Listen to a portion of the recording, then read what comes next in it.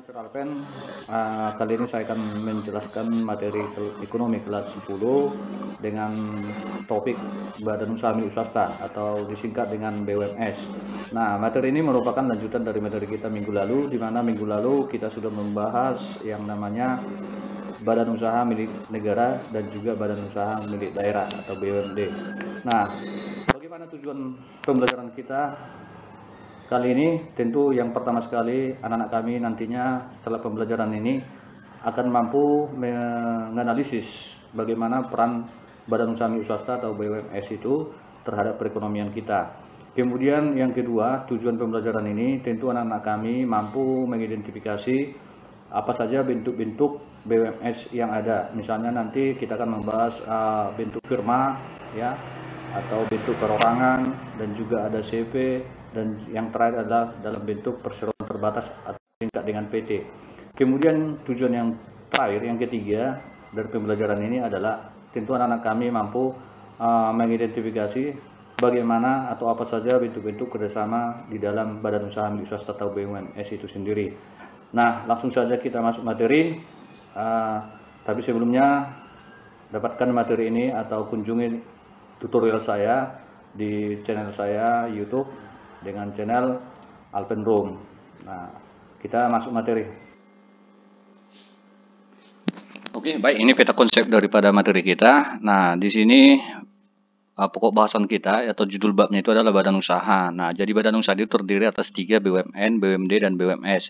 Nah, sementara BUMN dan BUMD itu sudah saya jelaskan di materi sebelumnya ya. Nah, jadi kita fokus di sini. Jadi kali ini materi yang saya bawakan adalah BUMS, Badan Usaha Milik Swasta. Nah, apa saja yang kita bahas tadi sudah saya jelaskan. Ada nanti yang pertama itu ada bentuk-bentuk BUMS ya. Nah, ada BUMS nanti perorangan, firma, CP, PT. Nah, itu yang paling pokok. Kemudian bentuk kerjasama dalam BUMS. Nah, kita lanjut. Nah, apa saja peranan BUMS dalam perekonomian kita? Mari kita perhatikan satu persatu.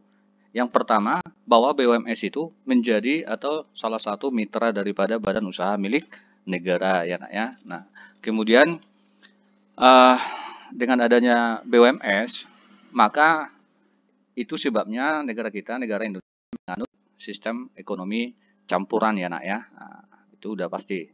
Kemudian yang kedua, peranannya adalah sebagai penambah kas negara. Karena dengan kehadiran BUMS, tentu itu akan mendapatkan pajak ya bagi negara. Nah, kemudian yang ketiga, peranannya sebagai penambah produksi nasional. Nah, jadi Indonesia itu kan jumlah penduduknya itu urutan ke dunia. Jadi produksi itu sangat dibutuhkan dengan jumlah yang banyak. Nah, dengan kehadiran daripada swasta atau BUMS, tentu itu dapat menambah produk di dalam negeri. Dan yang terakhir, peranan BUMS itu sendiri sebagai pembuka kesempatan kerja atau lowongan kerja ya. Nah, sehingga nanti pengangguran bisa diserap. Nah, maka beban negara atau pemerintah juga semakin berkurang ya. Nah, jadi peranan swasta itu sangat luar biasa di dalam perekonomian kita ya nak ya. Nah, diingat itu. Kemudian kita lanjut.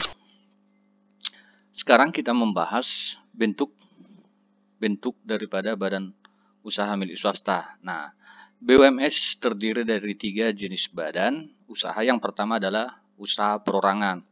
Nah, usaha perorangan ini tentu anak-anak kami sudah paham ya. Misalnya contohlah saya ambil ya, usaha perorangan itu usaha dagang ya, usaha dagang. Nah, grosir itu termasuk contoh daripada usaha dagang ya.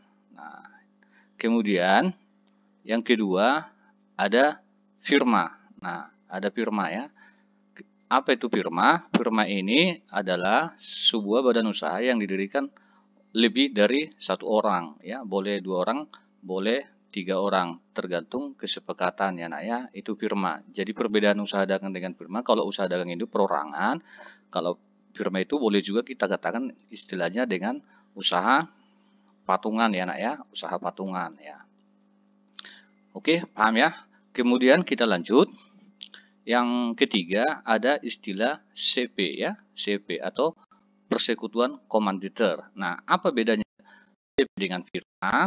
Kalau CP ini dia sudah memiliki izin ya. Nah, dia sudah memiliki izin, akta notaris, dan juga nanti CP ini dibagi lagi ke anggotanya menjadi 2, ada anggota aktif dan ada anggota tidak aktif ya nak ya. Nah, apa perbedaannya? Kalau di anggota aktif, dia aktif bekerja di CV atau perusahaan dan juga sebagai pemilik. Nah, itu. Tetapi kalau yang namanya anggota tidak aktif itu hanya statusnya adalah sebagai pemilik saja ya nak ya. Nah, oke. Nah, kita lanjut. Ada perseroan terbatas atau PT ya.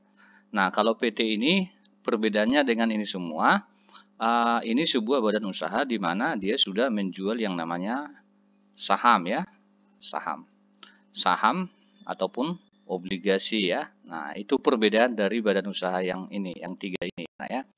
Nah, jadi kalau yang ini perorangan firma per CP itu belum mengenal yang namanya saham ya. Jadi kalau PT itu dia. Kemudian nanti PT ini juga dibagi lagi menjadi misalnya ada PT tertutup ya, ada PT setengah tertutup. Oke. Kemudian ada PT terbuka ya nak ya, ada PT terbuka. Nah, apa perbedaannya ini? Kalau PT tertutup maksudnya itu adalah biasanya PT itu hanya dimiliki sahamnya oleh satu keluarga saja ya. Nah, hanya dimiliki oleh satu keluarga. Misalnya keluarga dari istrinya, keluarga dari suaminya, dan lain-lain itu tertutup artinya tidak dijual kepada umum. Kalau setengah tertutup, nah bisa kita katakan ini 50% ya, atau setengahnya itu dimiliki oleh keluarga, tetap separuhnya lagi atau 50%-nya lagi dimiliki oleh pihak asing ya. Nah, orang asing umum. Nah, kalau terbuka ini ciri-cirinya itu nanti perusahaan selalu diakhiri dengan TBK gitu ya. Nah, mungkin anak-anak kami sudah pernah lihat ini TBK di akhir daripada PT. Contoh lah PT Tempo ya kan. Nah, contoh ya, atau PT XX TBK. Nah, itu terbuka. Terbuka artinya bahwa perusahaan atau saham itu sudah menjual sahamnya secara umum. Nah, kalau terbuka ini, TBK ini biasanya itu sudah sampai ke luar negeri ya. Nah, pihak asing atau luar negeri juga sudah bisa membeli sahamnya. Nah, saya rasa inilah dia bentuk-bentuk daripada BUMS itu sendiri ya. Ada perorangan, ada firma, kemudian ada CP, dan ada perseroan terbatas. Paham ya nak ya? Kita lanjut. Sekarang kita masuk kelebihan dan kekurangan daripada BUMS itu sendiri. Nah, yang pertama kita bahas dulu kelebihan BUMS. Satu, cepat mengambil keputusan ya. Nah, jadi di BUMS itu cepat mengambil keputusan, beda dengan BUMN. Kalau di BUMN itu perlu kajian yang mendalam dan juga di sana nanti akan terjadi yang namanya perdebatan yang sengit ya untuk mengambil sebuah keputusan. Kemudian yang kedua, menyumbang pendapatan nasional. Nah, jadi BUMS itu dapat menyumbang pendapatan nasional, itu sangat positif buat bangsa negara kita ya. Yang ketiga, dapat membuka lapangan kerja sehingga pengangguran berkurang, maka PDB kita juga nanti semakin meningkat. Kemudian pertumbuhan ekonomi juga semakin meningkat, pembangunan ekonomi semakin meningkat. Nah, itu kebaikan daripada BUMS. Kemudian yang keempat, cepat mendapat modal. Nah, itu dia tadi kenapa cepat mendapat modal, karena BUMS tadi dapat menjual sahamnya gitu ya. Nah, oke, kita lanjut. Kelemahannya apa? Yang pertama, terlalu mementingkan laba sehingga menghiraukan lingkungan. Nah, ini perbedaannya dengan BUMN kemarin ya. Jadi kalau BUMN itu kan misalnya Perum ya, perusahaan umum, itu memang menghasilkan laba, tapi yang paling pokok adalah melayani kepentingan umum. Tetapi kalau BUMS ya bisa kita katakan disinilah yang disebut dengan prinsip ekonomi ya, homo homini lupus ya, manusia serigala ya. Semua perusahaan milik swasta itu ingin mencari untung yang sebesar-besarnya begitu ya. Nah, oleh sebab itu nantinya BUMS itu kurang mempedulikan yang namanya lingkungan ya, kurang mempedulikan lingkungan. Oke, maaf. Ya, kemudian kesulitan mendapatkan pinjaman. Jadi kalau BUMN itu kan ancaman dari negara ya gampang saja ya. Kemudian yang ketiga terakhir, silang pendapat dengan kepentingan buruh. Artinya bahwa prinsip daripada perusahaan tadi, pemilik perusahaan itu mencari untung sebesar-besarnya. Kalau bisa ya gaji buruhnya itu kecil, tetapi kalau buruh kepentingannya kalau bisa gajinya besar. Itu sebabnya anak-anak kami sering sekali mendengarkan yang namanya demonstrasi ya, menuntut upah dinaikkan misalnya ya. Nah, ini dia kelemahannya ya. Oke, kita lanjut. Bagaimana tahap mendirikan usaha dalam badan usaha milik swasta? Nah, ini dia sudah saya susun. Yang pertama, tentu mempersiapkan sejumlah faktor-faktor ya. Misalnya faktor-faktor produksi itu ada 4 ya nak ya. Ada sumber daya alamnya, bahan bakunya, ada sumber daya manusianya, ada modalnya, dan juga ada skillnya, kemampuan mengelola perusahaan. Setelah itu nanti masuklah tahap yang kedua, memperlihatkan beberapa hal yang harus dimiliki ya nak ya. Nah, kemudian tahap yang ketiga, mempersiapkan dokumen perizinan. Jadi harus ada izinnya nak ya kepada pemerintah supaya terdaftar. Nanti penagihan pajak juga bisa dilakukan. Selain itu juga nanti kenapa harus didaftarkan punya izin supaya nanti diproses oleh pemerintah mengenai AMDAL-nya, analisis mengenai dampak lingkungannya begitu. Kemudian tahap yang ketiga, mengadakan rapat umum pemegang saham ya, kalau PT dia tadi ya. Nah, jadi pemilik perusahaan dalam PT itu adalah pemegang saham ya nak ya.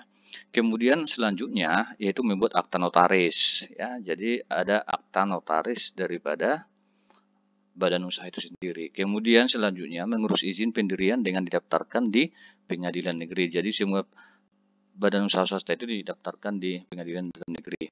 Kemudian mengurus pengesahan menjadi badan hukum. Nah, maka di sinilah nanti lahir sudah dikatakan lah itu yang namanya badan usaha ya, sudah berlandaskan hukum. Nah, kemudian yang terakhir mendapatkan legalitas dari Kementerian Kehakiman dalam lembar negara. Nah, inilah tahap yang terakhir Nah, saya yakin anak-anak sudah paham lah ini. Kalau nanti anak-anak kami menjadi pengusaha-pengusaha sukses, tentu ini langkah-langkah yang harus diikuti untuk mendirikan sebuah badan usaha milik swasta ya. Oke, kita next.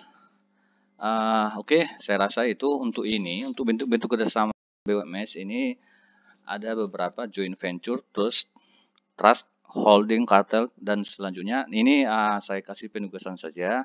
Coba nanti kalian cari sumber belajarnya, ini ada di buku paket kita. Kalaupun tidak dari buku paket, searching silahkan.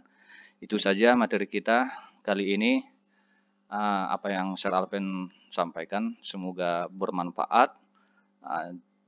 Tetap semangat raih prestasi. Sekian dari Sir Alpen, sampai ketemu di materi berikutnya.